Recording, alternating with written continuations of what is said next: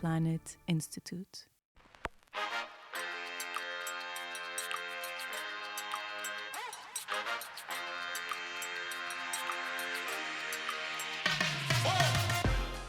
Hello, and welcome to R&D Unplugged, a podcast from the Learning Planet Institute dedicated to discussing with researchers on the impact of their work in a simple way. My name is Shab.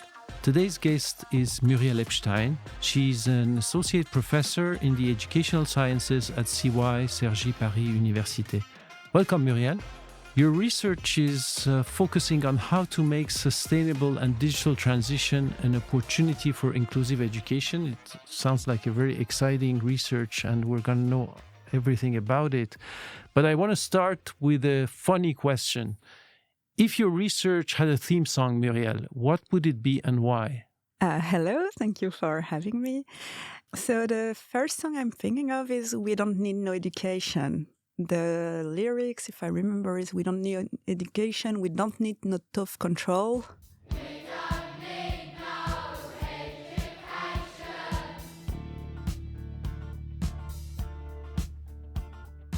We don't need no full control. That's a very important view on education, that it should help emancipation. What follows in the song is we don't... No dark sarcasm in the classroom. Yeah, as well. So the atmosphere in the classroom, how we are together, how we behave together. Do we have mutual assistance during the class? Yeah, all of this fits. If you want an inclusive education, if you want a society where each kids and each adults and each person has a place, you need an education which is not a thought control and without sarcasm. Very nice. And what inspired you, Muriel, to pursue this particular research topic? Well, after my PhD about kids dropping out of school, I wanted to make the work better. That's always been my dream. And I wanted to make the world more inclusive, with a place for everyone. And the only thing I could get was tablets and digital tools. So my question started to be how to use digital tools to change education and make it more inclusive. And then when I found great ways of doing things, why does it work? Could we transfer it? Could it be inspirational for others? One of the risks is that there is kind of nothing worse than good practices if they are replicated without identifying the context in which they work. You can grow a beautiful and very resistant cactus by planting it in a swamp. So you have to be careful about that. Very nice. Yeah, so tailoring education for each kid, right? Am I getting this right? Yeah, the idea was really how to... My goal is really to put people together and give each one a place in our society. Mm-hmm. And the thing is that if you want money you have to do innovation and use digital tools. That's what you get. Mm-hmm. And so how do I transform my tablets into a more inclusive society? That was my research question. It's an important research question. And how does your research contribute to the issues that the world is facing? What is the main purpose? What is the objective? How does it relate to the everyday person with no clue of your research? I'm not sure it does. I don't think that an everyday person, it's like when you learn math or anything, and most of the people don't see the direct relationship between those two. But then it helps shaping the society. But I must not be the only one. I mean, it's because lots of us are doing this. That's what researchers in general, and especially in educational sciences, we are doing, that we can help or trying to improve the knowledge about what would be an efficient education. In my view, efficient meaning leading to a more inclusive society. If I were to summarize your research, and I don't know much about your research, I know a little bit. If I were to summarize it for my wife tonight with simple words, what can those words be? Can you help me summarize your research in simple words? I think I would give you a story to tell her. Okay, go ahead. That would not summarize my research, but that would help understanding why we do it. The story is quite a simple one. It's two parents trying to cross the road with their 4-year-old daughter. The daughter is little enough so that they can carry her. There is a road, and there is a car far away on the road coming into that direction. And the parents, if they are both careful, they prevent the kids from crossing. They wait for the car to go. The car is far away, so it takes a bit of time, but then the car, and then they cross. If both parents are fearless, they decide to go. If they are scared, they might run a bit and carry the kids at the end. But if one of the parents is fearless and one of the parents is careful, then you just kill the kid. Mm-hmm. And so how do you bring consistency in education? How do you make a team so that you empower instead of destroying your students? Mm-hmm. That's what I'm trying to do. It's a very nice story. Thanks, Muriel. I wouldn't call it a nice story, but... It's quite telling. Yeah. What were some of the key findings from your research? What are some insights that you can share with us about your research? Well, my favorite does have application that I will explain in the Unplugged, but it's take a bit of time to explain how it works.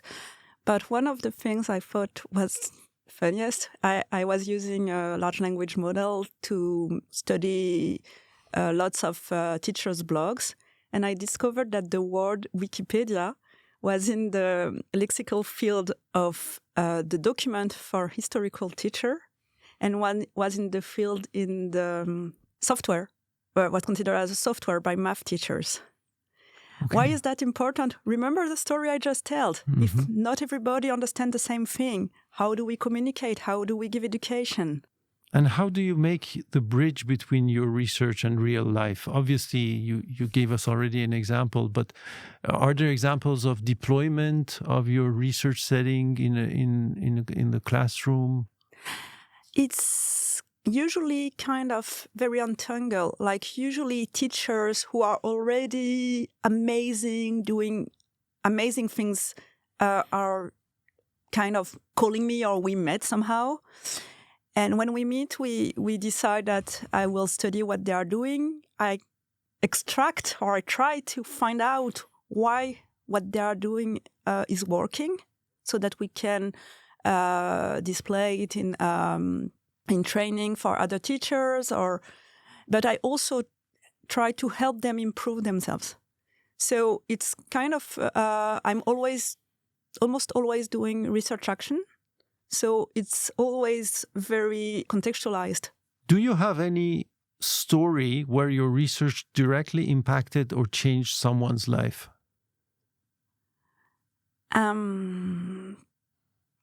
I can explain how it changes my life. That's fine. You're someone.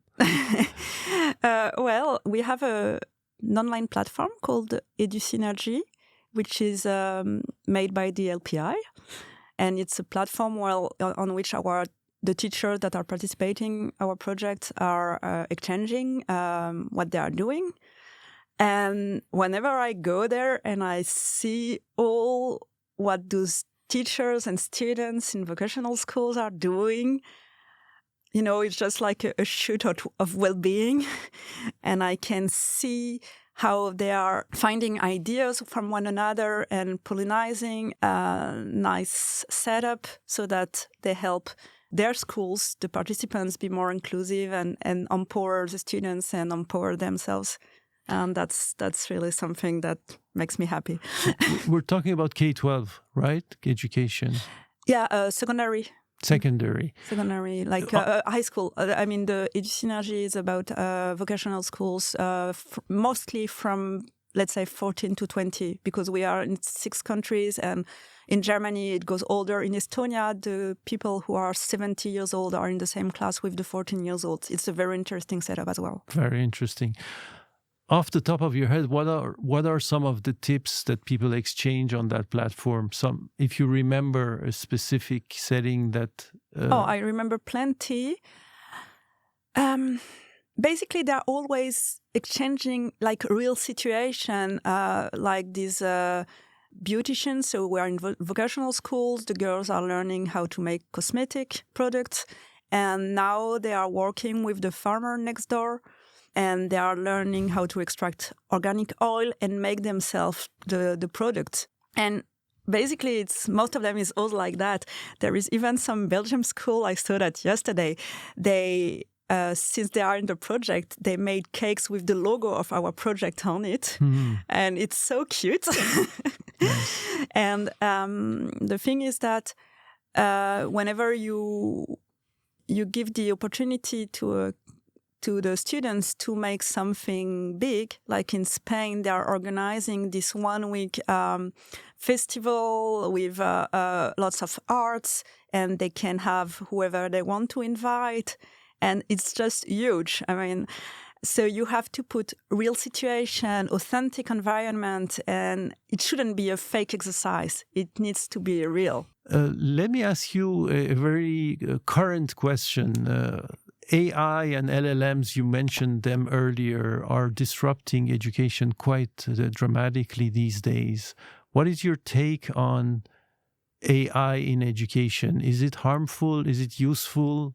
How to use it in your settings? As every digital tool, and as I will explain more in details during the conference, almost all digital tools are both harmful and helpful. What I'm very, very concerned with AI is that the students, especially the children, but even adults, have a tendency to delegate their own thinking. And so how is the ability to decide what's true or false? That's one thing, but that's also how do you create your own neuronal connections. I mean, I attended a very nice conference, I think 2 weeks ago, organized by the API, where they were talking about that study, I think, in Boston, in the MIT, if I remember well. Yeah, it was at the MIT Media Lab. And then they showed that you have less connection in your brain if you're delegating your task to an AI. So that's something I'm very concerned with.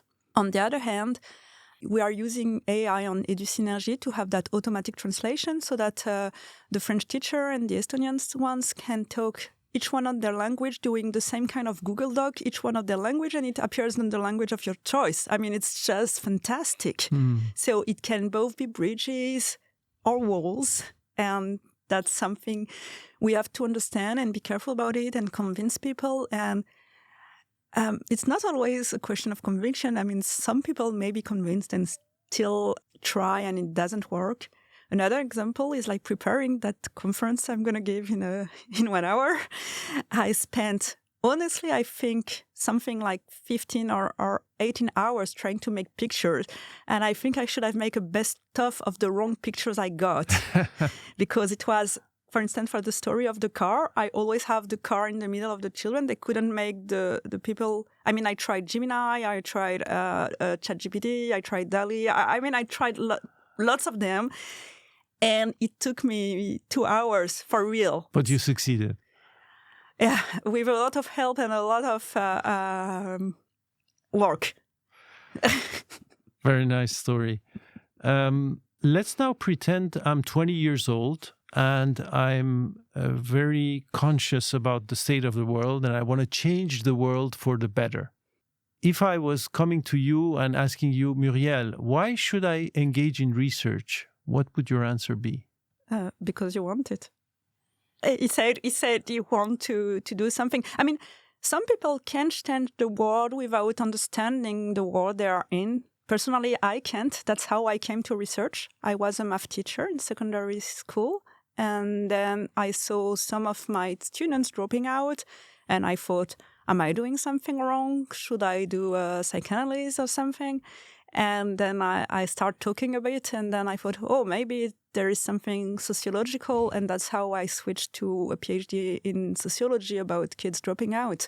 So I wouldn't encourage someone who is not curious to do something he doesn't want to. I mean, research is hard work, and if you're not passionate with it, you shouldn't do it.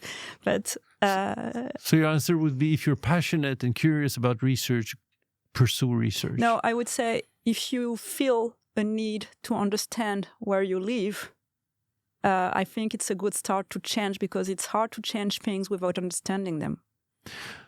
Very nice. Let's now assume you convince me and I'm curious about research and I want to do research. Why should I choose your research topic? Because you are concerned with inclusive education and with giving a place to everyone in that world. It has to be value driven. I mean, I'm a former math teacher and I do work with my fellow researchers in math. I don't believe that my field is more important than the other, but I believe my field is more important to me, or make more sense to me at this stage of my life. If at one point I can see that what I need, for example, for AI is to go back to coding or math or something, maybe I will switch my research. Or if I need psychology, maybe I will.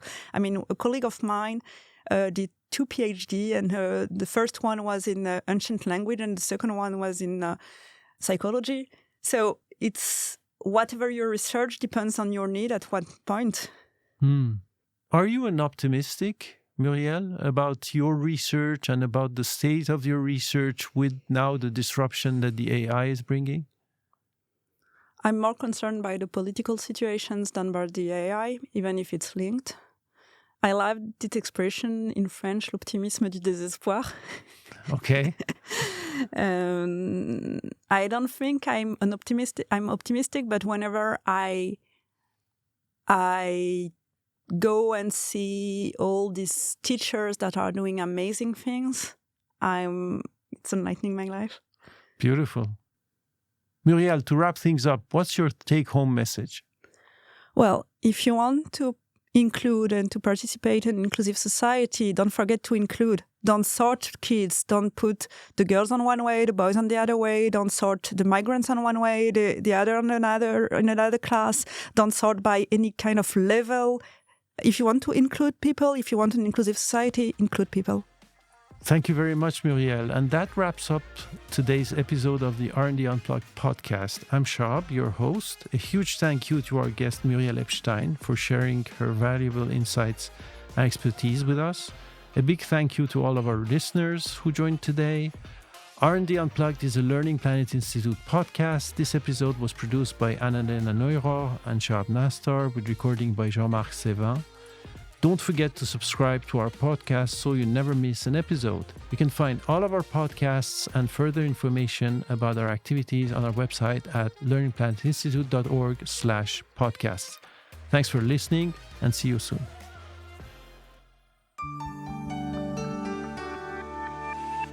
Learning Planet Institute.